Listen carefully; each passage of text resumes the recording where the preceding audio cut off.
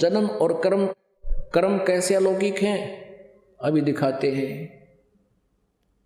एक बार राक्षसों और देवताओं का युद्ध हो गया, राक्षसों से देवता पराजित हो गए, भाग गए। फिर उन्होंने भगवान विष्णु की स्तुति शुरू की और ये काल विष्णु रूप में प्रकट हो गया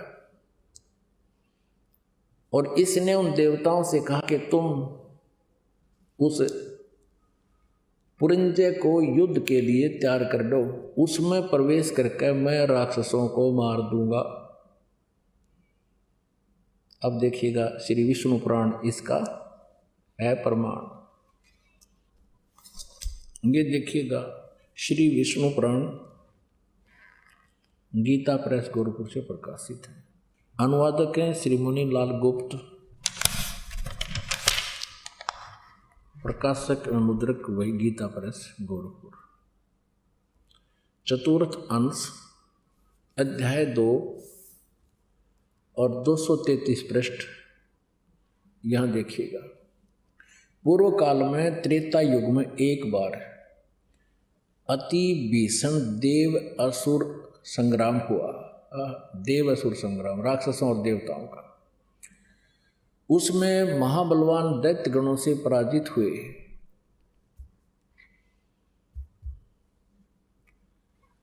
देवताओं ने भगवान विष्णु की आराधना की। अब ये स्तुति तक कर रहे हैं विष्णु जी की, आ गया विष्णु रूप धारण करके ये काल।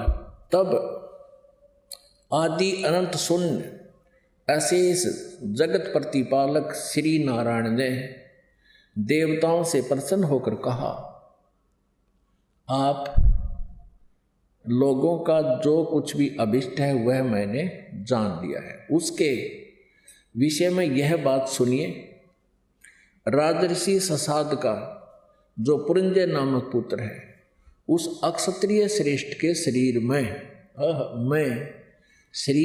मैं अंश मात्र से यानी कुछ समय के लिए स्वयं अवतीर्ण होकर उसमें प्रवेश होकर उन संपूर्ण दैत्यों का नाश करूंगा। अतः तुम लोग पुरंजय को दैत्यों के वध के लिए तैयार कर लो, उसको खड़ा कर लो युद्ध के मैदान में, फिर मैं जानूं मेरा काम जाने। अपनात्माओं ये तत्व ज्ञान है, ये गूढ़ रहस्य है।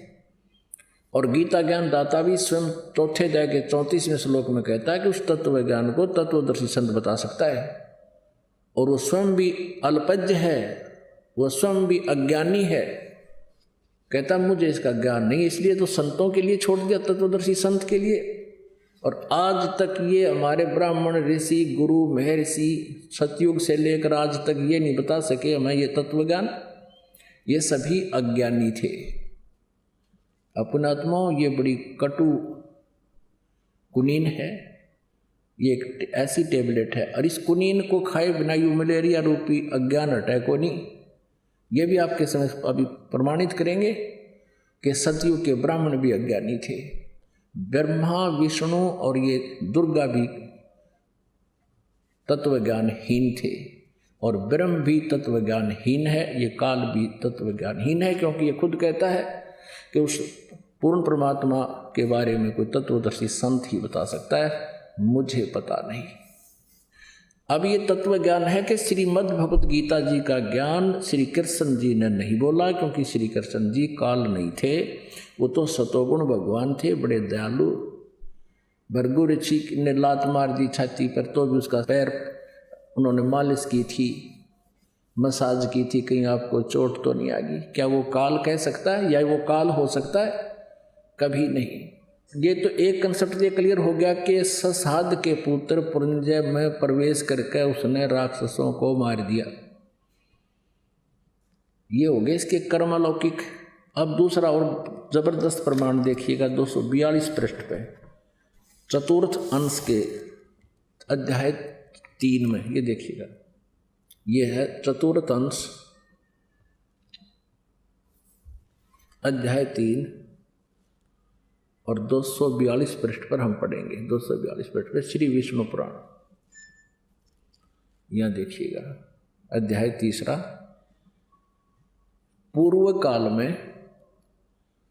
पूर्व काल में रसातल में मौने नामक 6 करोड़ गंधर्व रहते थे। पूर्व काल में रसातल में मौने नामक 6 करोड़ गंधर्व रहते थे। उन्होंने समस्त नाग कुल के प्रधान रतन और अधिकार छीन लिए थे।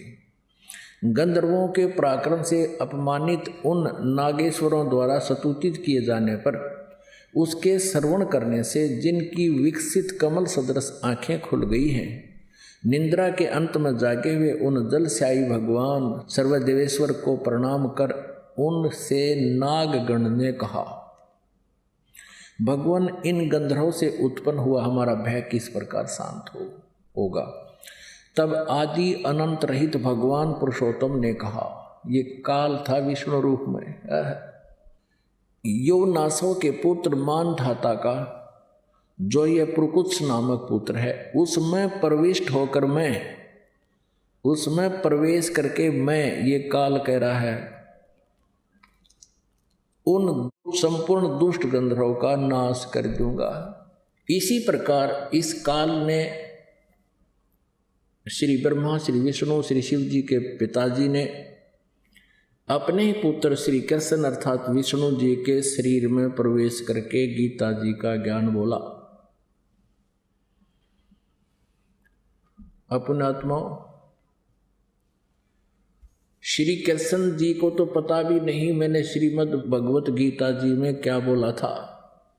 यह प्रमाण श्री महाभारत ग्रंथ के अंदर द्वितीय भाग में 667 पृष्ठ पर वर्णित है।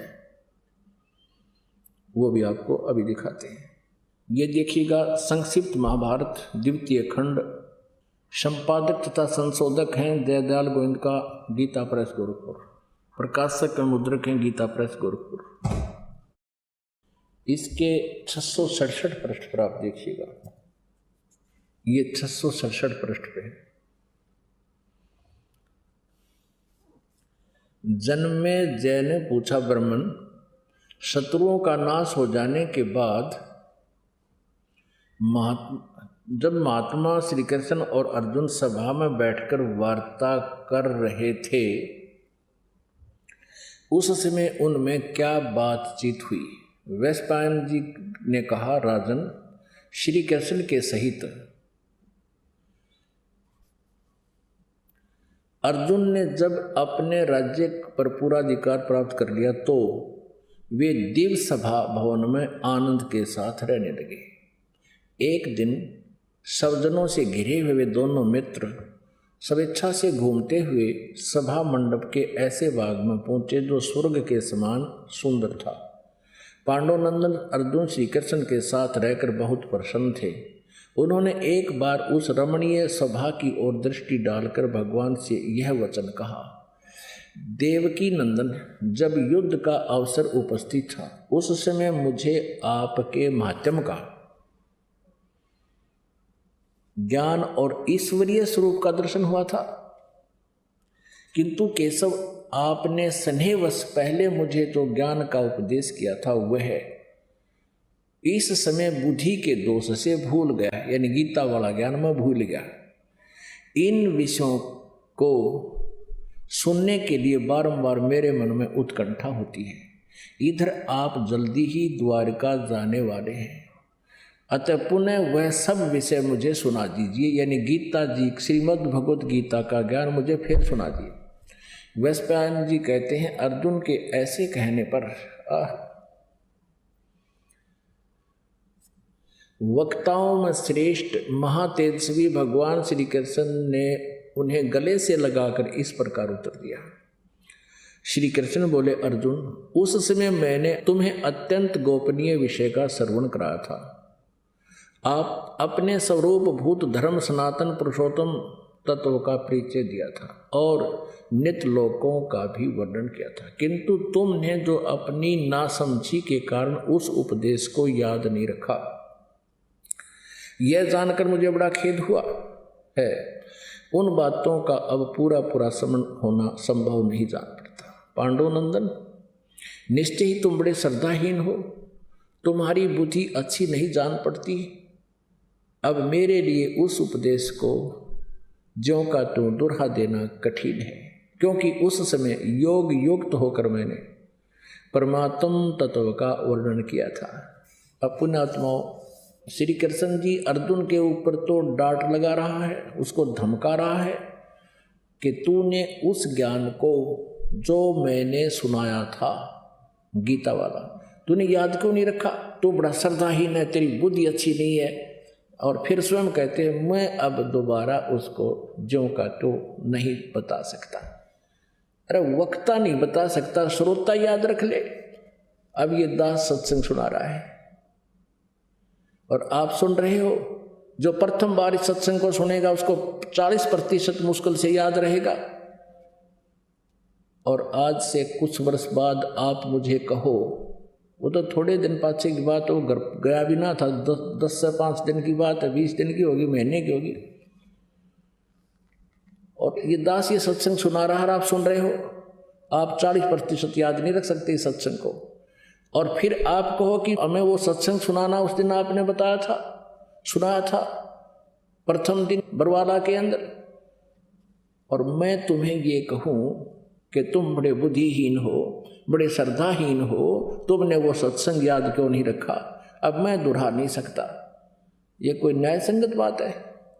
इससे सिद्ध है कि मैं स्वयं नहीं बोल रहा हूँगा, मेरे अंदर कोई भूत बोल गया तब मैं ऐसी बात कह सकता हूँ। ऐसे ही श्री कृष्ण जी बोल रहे हैं, उनको कुछ नहीं पता था, उसमें वो काल बोल रहा था। और फिर क्या पली देते हैं श्री कृष्ण जी कि उस समय मैं योग युक्त हो गया था।